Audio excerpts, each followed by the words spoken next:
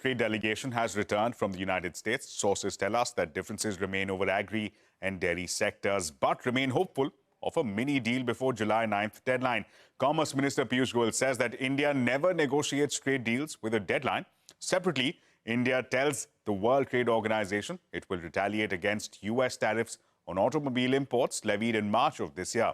Here is Commerce Minister Piyush Goyal speaking at an event earlier this evening. National interest will always be supreme. वो ध्यान में रखते हुए अच्छा अगर डील बनती है तो भारत तो विकसित देशों के साथ डील करने के लिए कभी भी तैयार है। भारत कभी कोई ट्रेड डील डेडलाइन या समय सीमा के आधार पर कभी नहीं करते।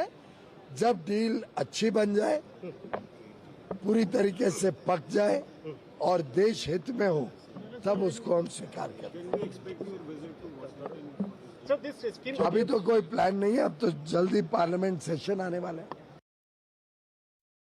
India's negotiating team may have returned from the United States, but talks are still continuing for an interim trade deal between both the countries. Also, both the countries remain engaged in talks. However, what has been indicated so far by India that no deal would be signed in haste, and any deal, whenever it is signed, would be only in national interest. Now, talks are still taking place on issues pertaining to the agriculture and automobile sector. It remains to be seen how early these issues are going to be ironed out, even as both the sides remain engaged in talks. All possibilities remain on the table for now. Also, India is seeking a sustained preference in several sectors as far as labor-intensive exports from India are concerned, particularly in areas like leather and textiles. Also, the talks are at a final stage. Also, government sources have indicated that the US is not exempting anyone on steel, and even India has imposed a safeguard duty as far as steel imports are concerned, like any other country, to protect their domestic industry.